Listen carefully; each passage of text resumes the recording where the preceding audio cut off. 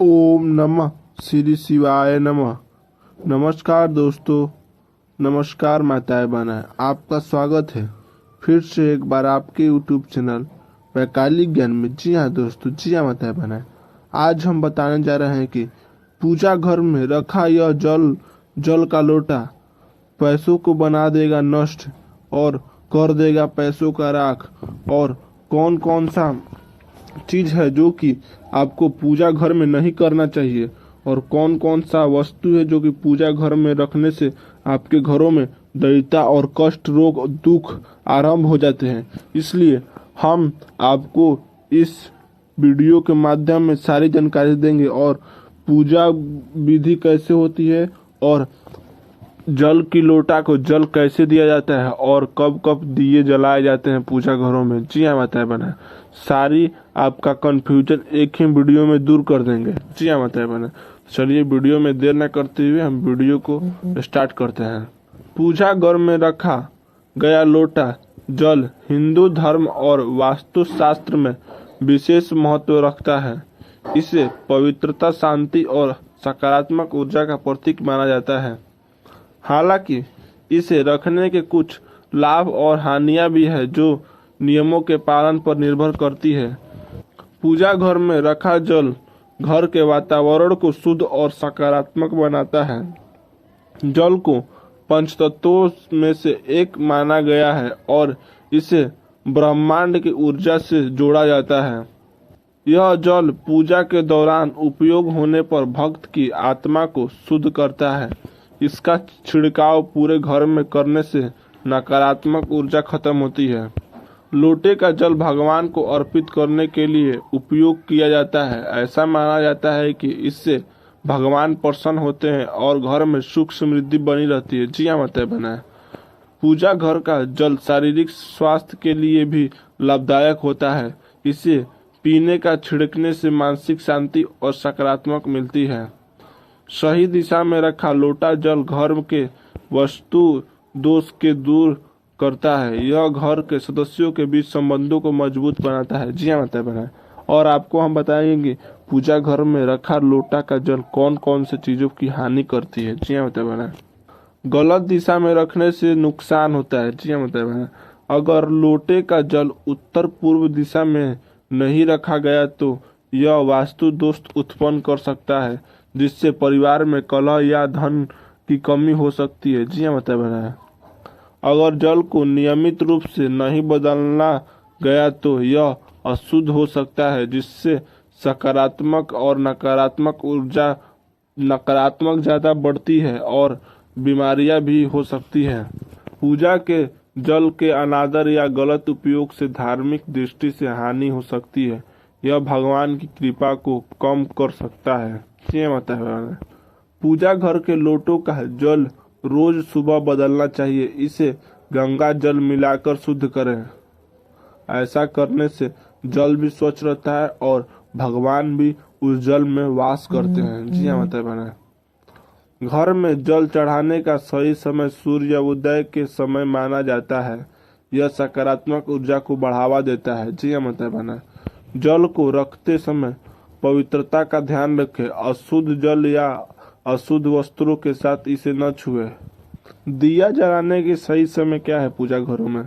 पूजा घर में दिया सुबह और शाम दोनों समय जलाना चाहिए। यह अंधकार को दूर करता है और ईश्वर की कृपा प्राप्त होती है। त्योहारों या किसी विशेष पूजा के दिन दिया जलाना अति शुभ माना जाता है।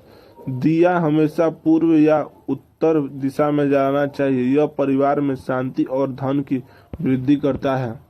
पूजा घर में रखा लोटा जल और दिया सही तरीके से उपयोग करने पर घर में सुख, समृद्धि, शांति और स्वास्थ्य लाभ मिलता है, लेकिन इसके नियमों का पालन न करने से हानियां भी हो सकती है। अतः इसे धार्मिक और वास्तु शास्त्र के अनुसार ही प्रयोग करना चाहिए। जी हाँ माता बहन, पूजा घर में कुछ ऐसी चीजें होती है जिन पर ध्यान नहीं दे पाते हैं, जैसे कि निर्मालय, टूटी या खंडित मूर्तियां, टूटे फूटे पूजा के बर्तन, फटा हुआ पूजा का आसान आदि चीजें घर में नकारात्मक लाती है और जीवन में कई तरह की परेशानियों का कारण बनती है।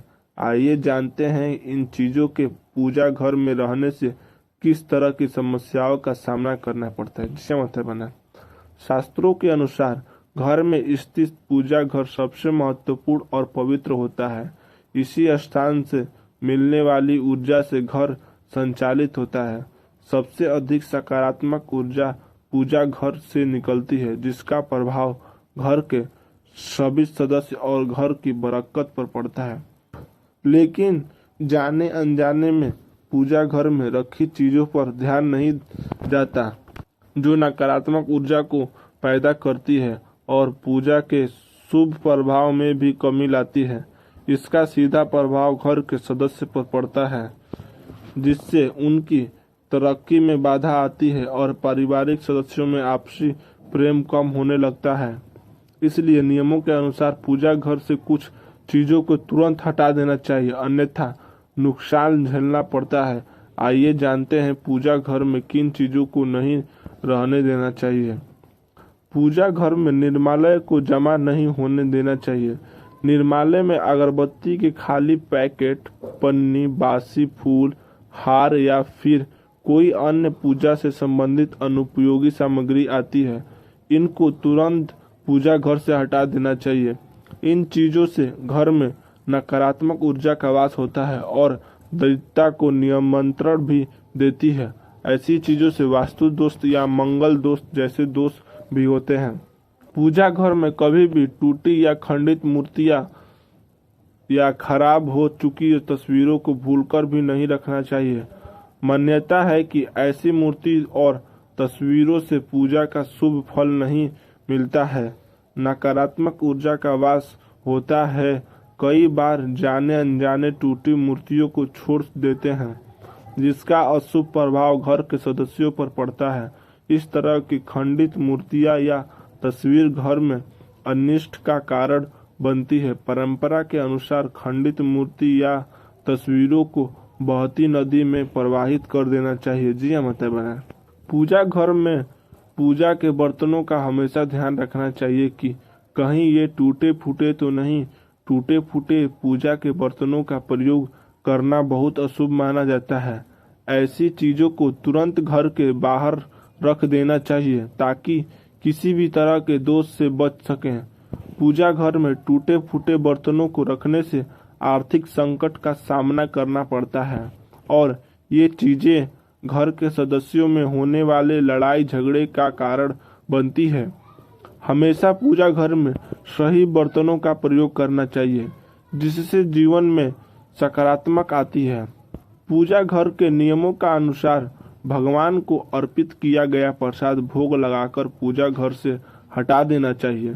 दरअसल भगवान को अर्पित किया गया प्रसाद भोग लगाने के बाद जूठा हो जाता है, इसलिए पूजा घर में भगवान को चढ़ाया हुआ प्रसाद भोग लगाने के बाद तुरंत हटा देना चाहिए। उस भोग सभी में बांट दे और मंदिर को साफ रखें। अगर आपके पूजा घर में भगवान के वस्त्र फटे हुए हैं या फिर पूजा के आसन फटा हुआ है तो उसको भी तुरंत हटा देना चाहिए। ये चीजें पूजा में मन लगाने में बाधक बनती हैं और कंगाली की तरफ ले जाती हैं। इन नकारात्मक चीजों से प्रार्थना का कोई सकारात्मक परिणाम नहीं मिलता। इन चीजों को अनिष्टकारी माना जाता है। इनको एक एक करके पूजा घर से हटा देना चाहिए और कई चीजों को लाना चाहिए ताकि जीवन में संपन्नता और पूजा का फल भी मिल सके। जी हाँ माताएं बहनें, अगर आपको इस वीडियो से कुछ नई सीख मिली होगी तो प्लीज़ माताएं बहनाएं भाइयों बहनों दोस्तों, बाबा जी का छोटा सा रिक्वेस्ट है कि वीडियो को एक लाइक कर दीजिएगा और डेली प्रतिदिन आपको ऐसी ऐसी जानकारी चाहिए तो मेरे चैनल को सब्सक्राइब कर दीजिएगा ताकि हम जो भी वीडियो डालें आपको नोटिफिकेशन तुरंत फटाफट चला जाए। जी हाँ माताएं बहनाएं, तो मिलते हैं नेक्स्ट वीडियो में। धन्यवाद माताएं बहनाएं।